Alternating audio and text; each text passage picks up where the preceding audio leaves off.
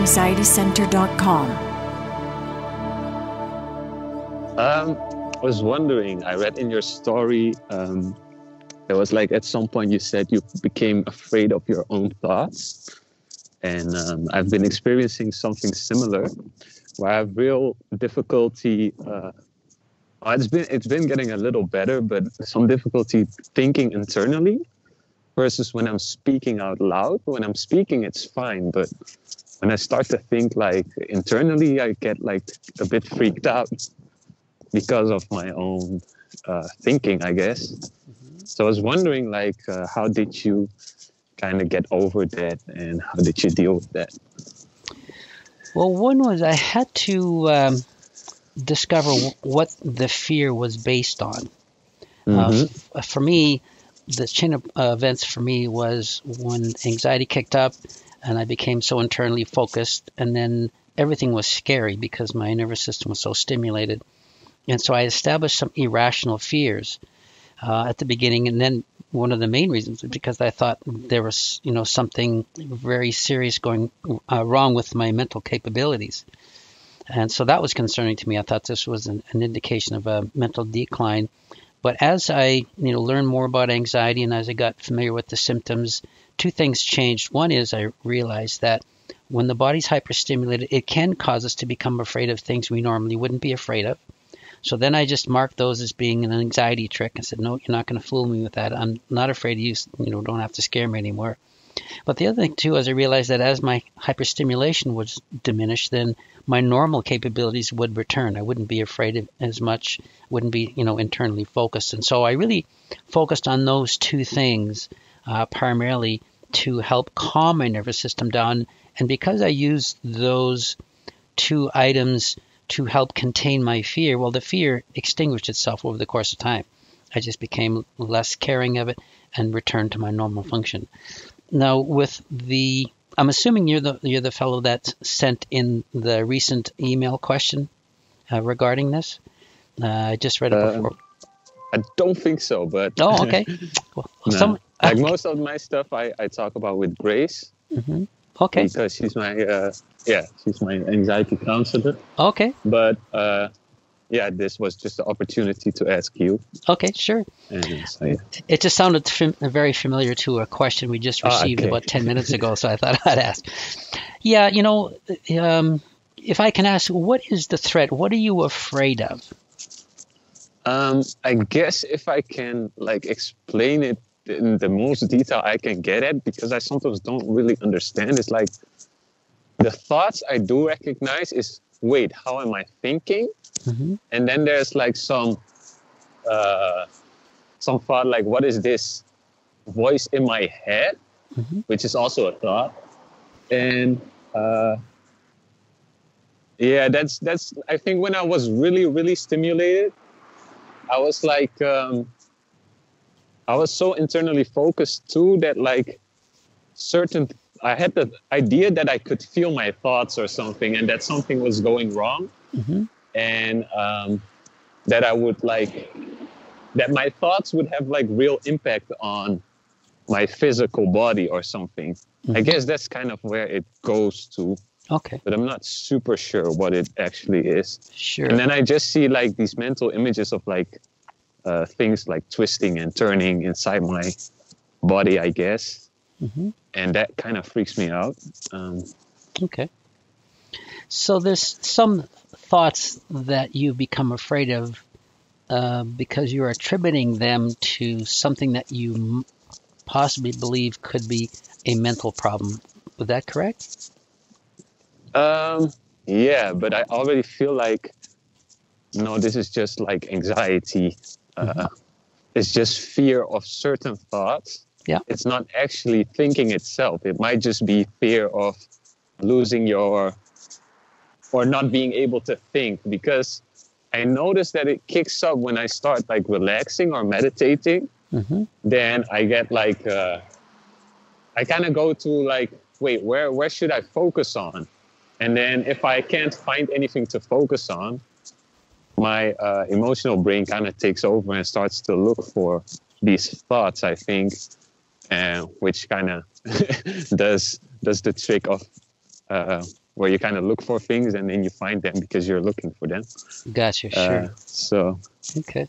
I feel like it's a bit of a complicated cycle, and I don't really know where I can end it myself, or if I should just like wait until I'm less stimulated. Sure. If I was to ask you what would be the worst case scenario from this, what do you think it would be? I think the worst case scenario that I've written out is like I have these thoughts and they trigger a stress response, and then I calm down. That's about it. Okay. But it's been going on for some time, so I guess it makes it hard. And then it's really vivid also, because I kind of just, the imagination goes to like not only images and sound, but I guess also just imagining a feeling of something weird, like some like my thoughts inflicting damage on my brain. I got you. Sure. Yeah. So if there is a worst case scenario, it's that you won't be able to get rid of this cycle that's occurring, which will keep your body stimulated. Would that be close? I guess that does play a major part. Yeah. I'm like, wait, I'm thinking, I have to think. I'm thinking, and thoughts will be there for the rest of my life. Yeah. And I guess that's the thing, yeah, where I'm like, what if that then kind of just stays for, I guess forever. Gotcha. Sure. Okay. Yeah. Because there's always a threat that we assign to these things, and that's why we become afraid of them. And that's why they're called irrational thoughts. It's that there isn't a real threat, but we've perceived there to be one. And if we can't get rid of the threat, then we're kind of doomed or stuck with anxiety disorder or something or other. So that's usually how this, occurs. Yeah. Yeah. And so, again, another way to go at this is to recognize that, again, hyperstimulation has caused this threat. When the brain is hyperstimulated, it becomes more fearful of things. So it's caused the threat. And as your body will calm down, then the threat will go away. Now, the other thing is, well, what if I can't calm my body down because I have these thoughts? And so we get into that kind of a cycle. Well, one is, again, realizing that all of us think, we all have thoughts. And you've internalized a threat that you believe is dangerous to you, but is it really dangerous to you? For example, prior to anxiety disorder, were you concerned about your thinking? Not at all. Right, yeah. Yeah. And then when we get anxiety disorder, our focus goes inward, and then we kind of imagine all the worst case things that can happen. For example, I personally had a thought that said, well, what if every time I relax, it triggers a stress response? That means I won't be able to relax. It means I won't be able to settle my body down. And that means I, be stuck in anxiety disorder. And to me, it seemed like a real threat because I thought, wow. And until I started to look at that and unpack and think, well, wait a minute, I can relax anytime I want. Just because I've associated, a fear response to it doesn't mean it's really threatening. And the same with our thoughts. Just because we have a thought, it doesn't mean it's really threatening. It just means we think it is. And so just as we can think it's threatening, we can say it's not threatening. So it's not a real threat. We can have thoughts all day long, and it doesn't mean we have to react to them because it's not really a threat. It's kind of, we get stuck in the irrational thinking mode where we think something is going to happen. If we don't change it, we're doomed. But the thing is, with our thoughts, we can change them anytime we like. So we can, just as we said that these thoughts are dangerous, you can say, wait a minute, I've had these thoughts all the time. They're not dangerous. I've just become afraid of something that's not real. And then as we do that, if we become afraid of something that's not real, then we start to worry about it as if it's real. And that's where we sort of get the cycle going. So we can just say to ourselves, well, this isn't really threatening. I've had thoughts my entire life. I don't have to be afraid of this. There is no threat. I can calm myself down and I can contain my thoughts anytime I like. So it really doesn't matter what I think. I don't have to react to it with fear. And so as you have these thoughts, again, when they come up, think about, well, you don't have to be afraid of them because it's really nothing that's threatening. It's an imaginary threat, correct? Yeah, it's an imaginary threat for sure. Yeah, and so we don't have to be afraid of it. And just as we become afraid of it, we can also choose not to be afraid. And that's where we have to make those conscious choices, correct? Yes, for sure. Yeah. I think one other part in that is that it's like So let's just say I'm laying on my bed and I start to kind of relax. Yeah. And then that cycle starts, but then also I guess my amygdala or me starts scanning, and I guess it's then kind of looking for the sensation to go with the thought. Yeah. And Grace has I talked about this with Grace, and she said like it might be some pairing that you're doing where you're pairing a thought with a sensation. But I guess what then also happens is that the same thing, like, what if I can't stop scanning? Like, what if this always continues? Yeah. And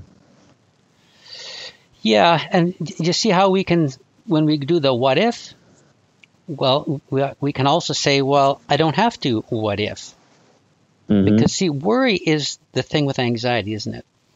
It's whenever we imagine something and we imagine the worst case scenario, that's what creates the anxiety. Well, just as we can choose to what if, we can also say, no, I'm not going to what if anymore. That'll solve the whole problem. If I stop imagining the worst, then I don't experience the threat, correct? Yes. Yeah. And so this is where, we intervene with our thinking. It's, what can I do to, look at my thoughts in a rational way and change the thinking so it's to my advantage? So I understand how we can get there, especially when the brain is in sort of hypersensitive mode. And when we establish a threat and we think it's real, we can sort of latch onto it. But just as we've established the threat, we can dismiss it by saying, I don't have to do that no more. I don't have to worry about this. Because it's the worry that keeps us locked in. And if we choose not to worry, the whole thing melts away. And so when you look at your thinking, you want to look at, all right, how did I establish this? Is it real? Am I in real danger here? If it's just a thought, thoughts mean nothing. They're just abstract components that run through our mind. And I can dismiss and choose any ones I like. And if I'm afraid of this particular thought or a sequence of thoughts, I can just dismiss them and say, no, I'm not going to be afraid of it. And by doing that, you won't become afraid of it. So again, it's the process of reprogramming how we think that changes those irrational thinking patterns. I could spend more time and, break this down and break it down and break it down, because I still think there's a threat there that you've latched onto that we probably haven't uncovered yet. And I'd like to know what that is. So if it's just thoughts and you can dismiss them anytime you like, there is no real reason why you have to be afraid of them, is there? That's true. Because you choose thoughts all the time, don't you? Yeah. Yeah, what you're going to do today, where you're going to go, what you're going to have for, lunch. I'm going to have a sandwich. No, I'm going to have something else. We choose them all the time. We don't have to be afraid of them. That's just our internal dialogue. So there's really nothing to be afraid of from a thought perspective, because it is not really threatening, is it? No, I guess that's kind of the annoying thing maybe for me, that I do recognize, and that's also a weird thing. I do recognize when I think normally. I was like, oh, wait, for 5 seconds, I was not like doing that thing, like the worry thing, and I was just thinking about what food I was going to have. Yeah. But with that realization, like the cycle kind of starts again. Yeah. Yeah. So because it feels like you're 24/7 on watch for your feelings, sensations, thoughts, and it gets kind of annoying, I guess. And that's because you perceive those types of thinking processes as being a threat. So whenever I think this, it's going to trigger a fear response. Oh my gosh, I'm going to be stuck. Yada yada yada. But you can also say, well, if I have this thought, I don't have to be afraid of it. I've had thoughts all my life, and when I'm not, when I'm distracted, it doesn't bother me, just as you mentioned. But when you start to think about it, it becomes a false threat. Do you see what I'm saying? Yeah, I see what you're saying. I guess the other part might be the mental images that those feel like I do catch myself thinking like, why does it feel so real? Why does it seem so real? By reading to the website, I think like that's probably what fear is supposed to do. It's supposed to make it feel really real. Yes. So I guess that's a part. Yeah, and again, but when you look at the threat, just trying to see how I can. I know I had a lot of these threats myself, internal threats. What if I do this and what if I do that? And I become afraid. But then I realized, again, it was an anxiety trick. It's not something you have to be afraid of. Since we choose our thoughts, we really don't have to be afraid of a thought because it has no substance. It's not a real threat. So when they pop up, instead of being, well, what if I have this thought and so on and so forth, you can say, well, wait a minute, no, I don't have to react to this with fear. There's nothing here that's threatening to me. And so we can change the message about the threat so that it's no longer threatening. And again, I'd still like to drill down a little bit further here. It's just that I'm not sure we have enough time just to look at that threat. What I'm going to do, I'm going to make a note here and think about a different way, because I know a lot of people struggle with the same reason when they have stuck thoughts. A thought that keeps pestering them over and over and over again. They've established a fear about a certain thing and they can't get it out of their mind, and whenever it flashes, they experience a fear response, and so they feel that that's going to block their recovery, and away they go. But, and so this is very similar. I've established a threat where we don't have to establish a threat, but it's because you have established it as a threat, the brain has internalized it as being dangerous. And so whenever we notice those thinking patterns that are similar, the brain is going to respond with danger just because we've established that. So we have to go through and extinguish that threat by changing the message about the thinking. And the good news is it's all thinking, and we can decide to do with those thoughts whatever we want. We don't have to be afraid of them. We don't have to be stuck on them. We can just either dismiss them, ignore them, say, no, don't have to worry about this. It's not an issue. I'll forget it over the course of time. And when we establish them as threats, they can be pesky, which means they can pop up and seem stubborn. But if we continue just to dismiss them and reframe them, eventually they do fade away and they become non-issues. So that's what I would encourage you to talk with Grace about. Well, let me ask you this. I'm sure you've talked with her about this. What was her comment? So one of the sessions was like that my mental images might be like to protect myself, like doing that to keep myself kind of from danger. So I've been trying to also say, like, I don't have to do that. I don't have to worry to be able to live, which helps sometimes. But there have been some, and the pairing thing was like, I don't have to do the pairing. Thoughts and sensations are separate. They're not one and the same thing. Can you just explain what you mean by pairing? So what for my feeling, what happens is I think, and I have a certain sensation about what the thought might do to me. So how can I explain this? It's like so a kind of a fear that I am able to do certain things to my physical body with my thoughts. And I know it doesn't make sense, but it feels real. And that's why it keeps kind of bothering me, I guess. So can you just explain that a bit more? So before in another Skype call, I was talking about like my ears, that the eardrum would maybe pop. And the mental images that go with that threat seems so real, and there's like a sensation, because like when you get fearful, like your mind goes to focus on that certain body part. So that stays for maybe, I got you. I think it stayed for like a month or maybe longer. And then finally it disappeared kind of, but then there's another one. Now it's my lungs. And then 3 weeks later, it's my heart. And 2 weeks later, it's my thoughts. And then it's like, where does the cycle end? Because you feel like, oh, one has passed, but then another one pops up and you're like, but I thought I already established that mental images aren't any danger. Mm-hmm. I'm not sure if that makes it a bit clearer, but yeah, I see that you've established a series of irrational thoughts about things that you perceive as being threatening.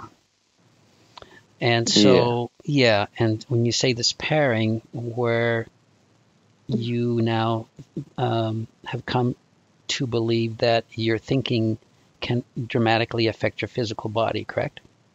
Mm-hmm. Right. So I think maybe it just popped in my head. Like I feel something like a slight tingling or a pressure, Mm-hmm. and that pressure itself is not like anything serious. Mm-hmm. And then my mind goes to the worst case of pain. Like it just imagines like the most painful thing happening to that body part. And it's not things that could actually happen in reality. Right. Yeah. But the fear is real. Like the thing itself isn't real, the danger isn't real, but the fear is real. Mm-hmm. Definitely. As you and I know very well, it's the only time I could sort of relate myself to royalty, because I was really up there as the queen of weird thoughts. And anything and everything. And what I would find is, as soon as you reassure yourself about one, or if it wasn't there for a little while, you would say, oh, I haven't had that thought for a while, and you bring it back. Then you blame yourself for bringing it back. So that's how it goes on for quite a while. And then you get quite frustrated with yourself, because you think, if I'm going to do that now, I'm going to do that all my life, and it's going to keep happening. And then you get a bit of reassurance because you deal with one, and then another completely bizarre one will appear, and you make the same mistake again by thinking, oh, this one scares me. And if you don't, like me, there was a question that I saw on the site that I wanted to reassure people about as well, is the fact that people like me who have been a part of Jim's group for a long, long, long, long time, it might seem that people aren't going to recover, but if you'd seen me back in the beginning, like Jim did, you'd be surprised that I'm even able to have a conversation with anybody. But I've made an awful lot of progress, and I think it's important sometimes to keep touching base, because sometimes you will have a few setbacks and things, but you never, ever go back to as bad as you were in the beginning. And also, I have my own self to blame, no one else. Because if you don't work hard on the level 2 bit, then you keep going backwards and forwards. And that, you have to do that work. So it took me a long time to learn that. And I had a good teacher in our gym, but sometimes I think he wanted to throw the ruler at me because I wasn't listening, and I wouldn't blame him. but we're getting there. But I do find with the thoughts, they can be absolutely terrifying, because you still have the physical sensations of the anxiety with the hyperstimulation, and you still feel it physically. But sometimes the thoughts are more frightening than that, because I would get panicky feelings and everything, but I could be able to say to myself, oh, I know they're anxiety. But when I got the things in my head, I thought, oh, no, that's different. That's different. I'm more scared of them than anything else. But then you'll get others who are more scared of the panicky feelings. So I think we have to really work on it and just tell ourselves that no matter what thing comes in there, it doesn't matter if it's not real. If it's a thought like you have to deal with, like, oh, I got to pay that bill by next Tuesday, then it's a different matter. But if it's a crazy thought like I used to get, and I get so worked up about no sleep, and I wouldn't get any sleep, I'd be panicking and crying, and then you have to think, oh no, that isn't even real. That's way out there in the universe, and try and deal with it that way. But you do have to put the work in, and I didn't do that at the beginning. I had quite a touch of lasyitis and an anti-amygdala, and as Jim will say, I fell out with my amygdala a lot of times, didn't I, Jim? And I still do now. I think all of But us do at time to time. but it is improving. But honestly, the thoughts, if you could go back to the some of the recordings that Jim and I did at the beginning, and he kept telling me it's because there's an underlying fear there of me being mentally ill, and it was, but I just couldn't see the connection. And eventually I did, because one of the thoughts was a big terror of one mental illness in particular. I couldn't even say the word without having to panic. Now I could read a whole book on it, and it wouldn't do anything. It would actually literally bore me now. Okay, that's so good. But then there's other things at the moment that are upsetting. So, and I know I've got to, and they're life issues, so I know I've got to deal with them. So if that helps a little bit, I hope it well, I hope. But you will get there with that. It definitely gives some perspective. And for people coming back to Anxiety Centre, I mean, after all these years, I do feel like it's family. It's part of family, because we spent such a long time and have learned so many things. And I just think that Jim and Marilyn and everybody do so much great work compared to some of the nonsense that's out there.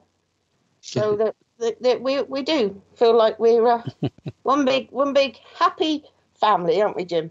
That's correct. Yes, we are. Yeah. And Carol, so many of us, when our hyperstimulation is that we become stuck on thinking things. For example, an irrational threat is, what if I have anxiety disorder? There's nothing I can do about it, and it ruins my life. Well, that's a thought. Well, the thought seems very scary. Well, what if we could? Well, that would be a horrible thing. But the truth is, well, we don't have to, because if anxiety is created in the mind by worry, then all we have to do is stop worrying, and we eliminate the anxiety. So just as we can create a threat, we can extinguish the threat by looking at the threat in a realistic way. For example, same with you. You've established a threat based on thoughts. You become afraid of something because you've suggested to yourself, well, what if this happens? Oh my. And then you have the X, Y, Z as the worst case scenario.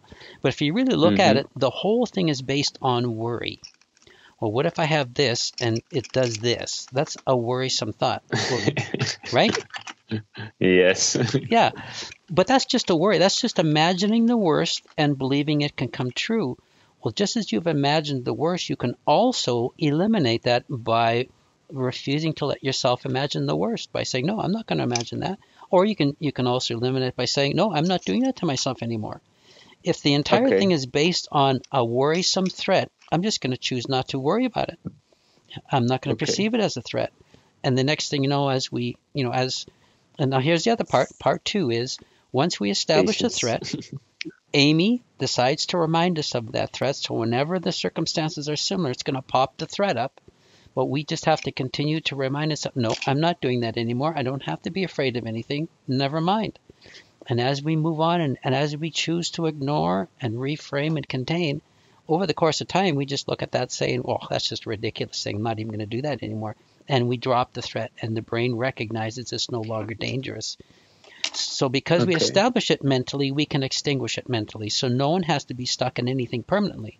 That's the same with all stuck thoughts. When we choose to reframe them, ignore them, not engage in them anymore, and certainly not choose to worry, the whole thing dies all by itself. And then is it like, because then another question is, what part of it is just hyperstimulation, sending these thoughts, and what part is me doing it to myself?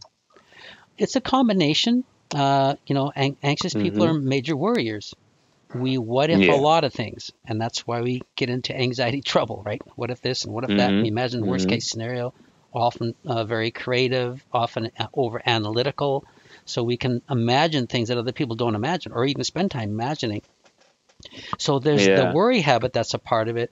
But then hyperstimulation plays a role too, because it can introduce things that seem more scary than they normally are, which we can latch onto, which we then, glorify by, well, what if this and what if that? And we just make it into a big problem. So if you really look at anxiety, the entire anxiety problem is a problem of worry. Imagining the worst and then believing the worst can come true. So if you want to eliminate anxiety issues, we eliminate the worry problem by, again, reframing, changing the picture, ignoring, lots of different ways we can do that. Okay, so we just want to worry how do you say that? As little as possible, and then that's kind of doing the trick. I think you need to accept that you may test yourself from time to time. Count on it, you will. You will get a thought, and you will think, oh, I think I'm doing better with that one. And you will actually deliberately put a similar one in there. Or it might be a completely different off-the-cuff one. Mm-hmm. And off you go. You started on something else. And you will do that for a little while, and you get so annoyed with yourself because you think, I did that to myself. Why did I do it? And it's just because you'll say, oh, I'll think of that thought. There's a similar thought. If I think of that, will I have a reaction? And sometimes that can be a little bit helpful. I did find that a bit helpful with some of them, because with the mental health issue one, if I thought of the one that really scared me, I had a terrible reaction everywhere from top to toe. But if I thought of another mental illness that was similar, I didn't react. So eventually my brain was there deciding, well, if you don't react to that one, why are you reacting to that one? You don't need to. So you practice. It's a sort of mental practice, and until you get. I mean, I don't get me wrong. I'm nowhere an expert at getting rid of them, because I can still, if I'm hyperstimulated now, I can still have the odd one pop in, but I will remember what's causing it now. Whereby before I thought, no, it's starting again. It's not anxiety. It's something too strange to be anxiety. Yeah. It's in my head. Yeah. So that be aware that could happen, and you will blame yourself and feel like you're doing it to yourself, and think, oh, I can't recover if I keep doing that. But I was lucky. I had my daughter's very au fait with stuff. She's a bright cookie, really, and we would sit together, and she'd say, now what thought was frightening you today, Mum? and I would say, I don't want to say it, and she'd no, just say it. So I did, and then I got a bit upset, and so she would hug me, and then she would say it out loud to herself. And she'd say, now, what's the difference between me and you? And I say, well, I don't know. I'm too scared. She'd say, exactly. It's your reaction. You're scared because you've got an anxious reaction to it. I haven't got that. That's the difference. Wow, so, that's a nice daughter. Smart. Yeah. Oh, yeah. I'm very lucky. Blessed. So let me ask you, where do you think your anxiety issues came from? If you've been talking with Grace, you should have an idea of some of the background factors that set you up to be anxious. So one was a panic attack I had 6 years ago, in which I felt really awful, and I was scared of a mental illness too. Yeah.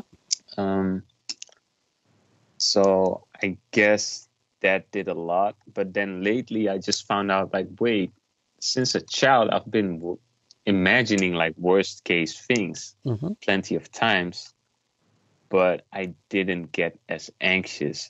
Right. And then when I had my first panic attack, which was under the influence of recreational drugs, then I felt kind of stuck, because I was like, well, I don't think this is going to go away. And I thought I really had done something wrong to myself. Gotcha. I had messed up my brain. Yep. So that's also a big part. And well, before you move on, do you think that thread is still playing a role? No, I'm pretty sure I'm a highly functioning, intelligent man that doesn't have a mental illness. Okay. But apart from anxiety, which is not really a mental illness, but a worry problem. Yeah, totally worry problem. Yeah. I am aware that I'm functioning. I'm not crazy. I'm not having some weird thing or some disease. Gotcha. What else? Oh yeah, and the thing with there was a sense of inadequacy. not being able to handle things or being able to stand up for myself. Gotcha. So you were saying that, I appreciate that. Thanks so much. You were saying that Yeah. you've been an anxious person as long as you can remember. I was really happy. Like in my memory, I'm a pretty happy child. But I do now know, like, wait, I did used to think like similar things. I just wouldn't get so fearful. Right. But I could be like laying in bed and then imagining like some pretty weird things, which most kids probably do. But I guess I went often a bit to the far extreme side of like irrational fears. Yeah. Are you a fairly analytical person? Yeah. Okay. And when you were young, what about your background do you think would have led you to be an anxious child? Is one of your parents anxious? Did you have a negative life experience early on? No, I think there was a video on YouTube with Stacy, and he said like there's kind of two kinds of people, like people who had like a lot of issues, or people that have had a fairly carefree life, and then they come onto this thing, and it like is so shocking that it like does this whole hyperstimulation thing. And I think I kind of fall in the second category. But there's nothing major in my childhood, but I think I was at some degree afraid of pain. Okay. And why do you think you might be afraid of pain? And how early do you think that started? I'm not sure. I know that I had some not so nice experiences with like some accidents as a child, but I don't think they're like super major things. I was like, at one point I got stuck with my ankle between a bench, for example. But I was super young, so it was for me. I was like, oh my God, I can't walk anymore forever. Okay. And then they kind of Gotcha. freed me, and I was okay. But yeah, those kind of things. What I'm getting at is that usually early in our life, we develop certain types of thinking patterns that lead to anxiety.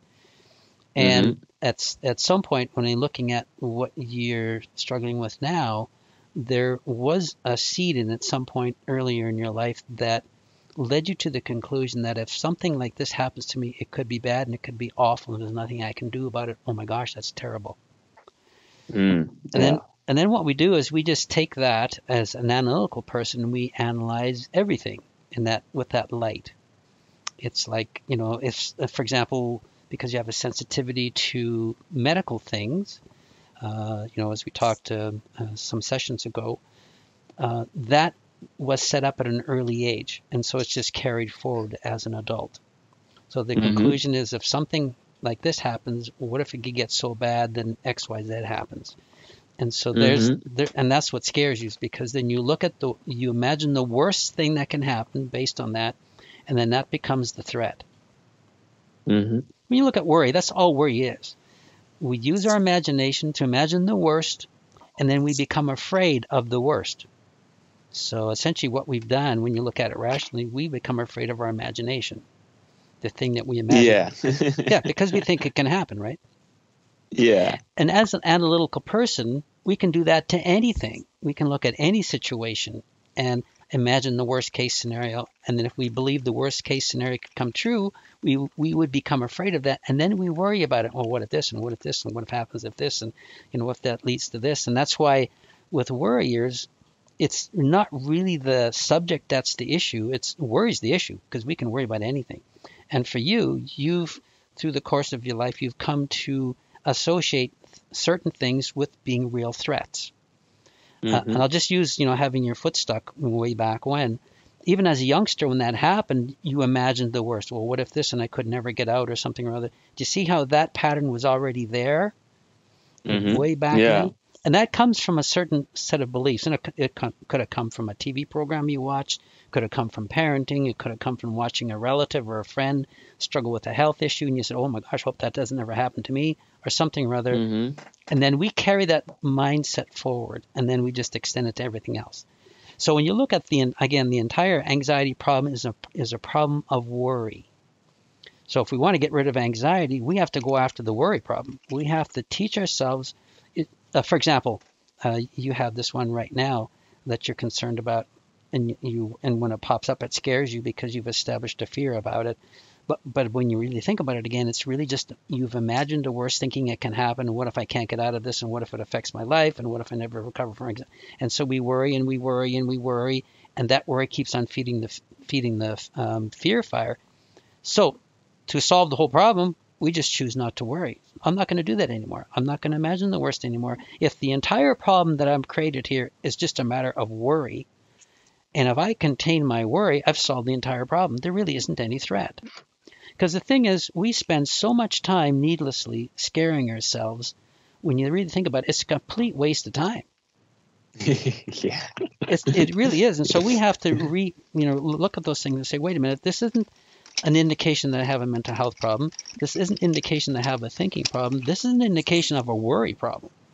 I need to stop worrying. I need to contain my worry. And when you do that, you'll solve the entire piece. So rather than looking at the things you're feeling like you're stuck on, look at it as a worry problem. Solve the worry problem, and the whole thing goes away. Yeah. So then, is the last thing. So if I hear those things, and I can say them for myself from time to time and be like super rational about it, my mind goes, but I feel so awful. Yeah. Yeah. All right. So you're going to feel awful. That's like a counter from my mind, like, but I feel so awful. Sure. And so the reason you feel awful is because you've established a threat and your brain is responding to the threat that you programmed, and it's supposed to cause these changes. It's doing exactly what it's supposed to do, right? Yeah. All right. So if you don't want to feel awful, then you contain your worry and you give your body time to gear down. And as you extinguish the fear, the awfulness disappears. So awfulness is a consequence of the worry problem. Okay. Yes. That makes sense? Yep. Yeah, it does. Yeah. And I struggled with so many of these darn things way back when. Yeah. Until I realized what was going on. Again, so what really helped me was recognizing, okay, you're an anxiety trick. I attribute it right to hyperstimulation, because normally I wouldn't have thought, like a lot of the things I was triggering on previous to my struggle with anxiety disorder, I never even thought about them. Never even. And when they passed through my mind, I could care less.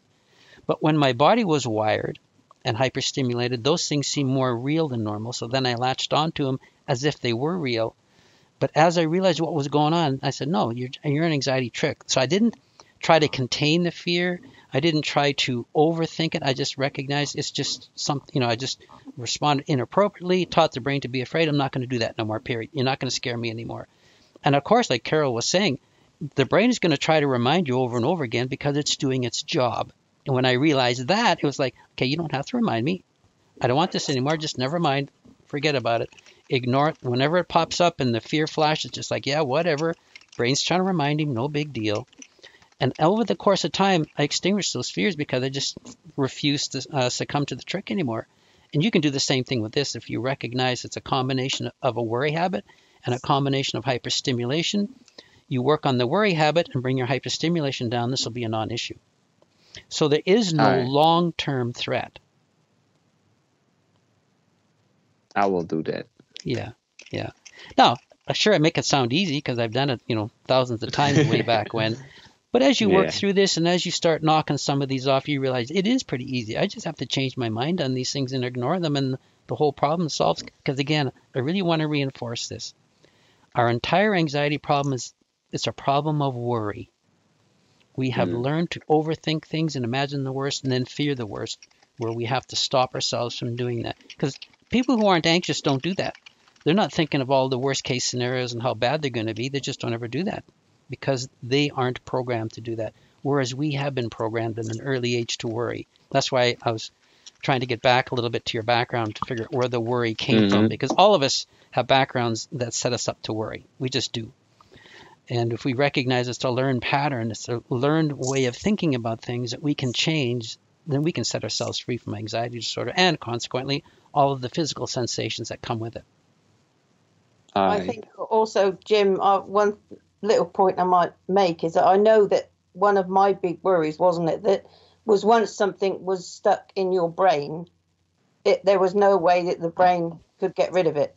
Yeah. I thought it would. I never knew about the brain's ability, its plasticity and all that sort of stuff, that it could, in neural networks and things, because it was quite new back then, wasn't it? But yeah.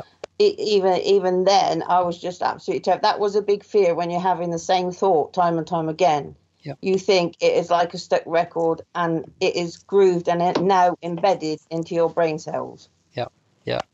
And, and I work with so many clients over the years who, one client sort of nailed it. He says, it feels like this thought is etched into my brain and I'll never get rid of it. And that's what he was afraid of. And that's what it can feel like, because Amy is trying to remind us of all the threats. So, it is going to feel like it's stuck there. But if we just realize, well, I've established a fear and I can extinguish that fear, then it's no big deal. Right. We work on extinguishing. Is it the same for compulsive behaviors? Because I notice, like, when I get like a bit more fearful of these thoughts, I start to maybe tense my feet, or I have this urge to put to take off my socks or something like that, which I do recognize, like, it doesn't make any sense actually, but yeah, that's just like a feeling. You also kind of just say, like, well, I don't have to take my socks off because these don't have to do anything with each other. Exactly. That's one way to do it. Now, when you're talking about true compulsion, like when it's an obsessive compulsion thing, obsessive compulsive is not a brain disorder either. What it is that people who come from overprotected, overindulged backgrounds often seek comfort externally. They'll ask a friend or a parent, they're always asking for external comfort, because when someone says it's going to be okay, they feel okay, because they haven't learned to contain internally, so they contain externally. And so, for example, that makes sense. So if a person, I'll give you an example. If a person is afraid of something and they don't have anybody to talk to calm them down, and they haven't learned how to calm themselves, they'll start to use rituals to calm themselves down. They'll say, well, if I just do this 5 times, I'm going to be okay. If I just put this over here in an order, everything's good, everything's organized, I'm going to be okay. So they contain themselves by doing external things. So it's not a brain disorder where something's wrong with the brain. They just learn to contain externally, not internally. What we do with those people is we help them contain internally. Because when you really think about it, when we contain externally using rituals or so on and so forth, we're actually using a form of containing internally, because we do certain things so many times, we say to ourselves, I'm good. Well, we can eliminate all those rituals by saying, I'm good. We just have to learn, right? Do you see what I'm saying? Yeah, it makes a lot of sense now you say it like that, containing externally and internally. Because I was also worrying about that, like, whoa, what if I always have this weird blah, blah, blah, and then you kind of go that route and think like, well, this is kind of the same thing, I guess. But yeah. And so, and a lot of people who struggle with these kind of thoughts often have come from an overprotective, overindulged background where someone has contained for us, and so they don't learn how to contain internally. They think that their thoughts can run amok and there's nothing they can do about it. Well, we know that's a lie. We're all in charge of our thinking. We just have to learn how to be in charge of our thinking. And by teaching ourselves containment, working on our underlying factors, we learn how to contain internally, and all this stuff fades away. All right. Yes. Thank you a lot. Yeah, that makes a lot of sense. Yeah. Well, you're more than welcome. I know we spent a little bit more time on it than we normally do, but it was an important thing. So, and I appreciate your patience. Sometimes these things take a while to work through. Yeah. So, just a caution before you go, is your brain is going to remind you, count on it. It's supposed to. Yes. It's doing its job, but you can just dismiss them and move on. I found that that's the quickest way to recognize you've established a threat. Your brain's going to remind you, I'm going to ignore the threat. It's going to take me some time to teach the brain to stop reminding me, but I'll do it over the course of time. There is no danger. Yes. Okay. Upon listening to the recording, came up a couple of things I wanted to mention. One is, looking back at your conversation, if I were to summarize, I would say that your threat is based on the notion of, I have these thoughts, they trigger a stress response, and that makes me feel bad. I don't like this. But what if I can't stop myself from thinking about these thoughts or imagining all these different kinds of things? That means my life will be ruined with anxiety. So overall, the threat would be, what if I keep coming up with thoughts that scare me for the rest of my life, and there's nothing I can do to stop them? Or briefly, what if I can't stop scaring myself with my thoughts? Or another version is, what if my thoughts cause physical and mental harm and there's nothing I can do to stop them? I mean, that would seem like a real threat if that were true. But let's come back to, again, identifying the real threat. What if the rest of my life is ruined by my anxious thoughts and there's nothing I can do about it or to stop them? So, again, when we look at these kind of things, it's the anxiety problem is a problem of worry. Worry means imagining worst-case scenarios and then believing those scenarios could come true. In a sense, we become afraid of what we imagined. If anxiety is a problem of worry and we solve the worry problem, we've solved the anxiety problem. So how do we do that? Containment. Containment solves the entire problem of worry. When we stop worrying, we stop the entire problem of anxiety. And we stop worrying via containment. Containment is a skill we can all learn. It means learning how to control what we think, what we allow ourselves to dwell on, and what we refuse to allow ourselves to dwell on. Since we have free will and we can make those choices, we can contain, and we can contain every time. I remember when I was struggling way back when with all kinds of irrational thoughts about this and about that, and what if this happened, and what if that happened. I was scared all the time because my brain would just run down all these worry and fear trails. But when I learned how to contain, it was like, well, wait a minute. I don't have to entertain any of these worry trails. I can stop them before they start. And I had a lot of different ways I could contain. So over the course of time, as my confidence in my containment skills grew, I really looked at those threats and said, well, you're just nonsense. I can contain any one of you. I don't have to be afraid of this. So there is no, what if I can't stop this for the rest of my life? Because I can. I have good skills. I can stop at any time I want, so I don't have to succumb to those fears any longer. So containment is a vital part of overcoming anxiety disorder for good. And the best way to learn how to contain is with the help of an experienced anxiety disorder therapist. An experienced therapist can identify the main threats, help you find ways to contain them, support you as you work at containing until your confidence is high enough where you contain on your own.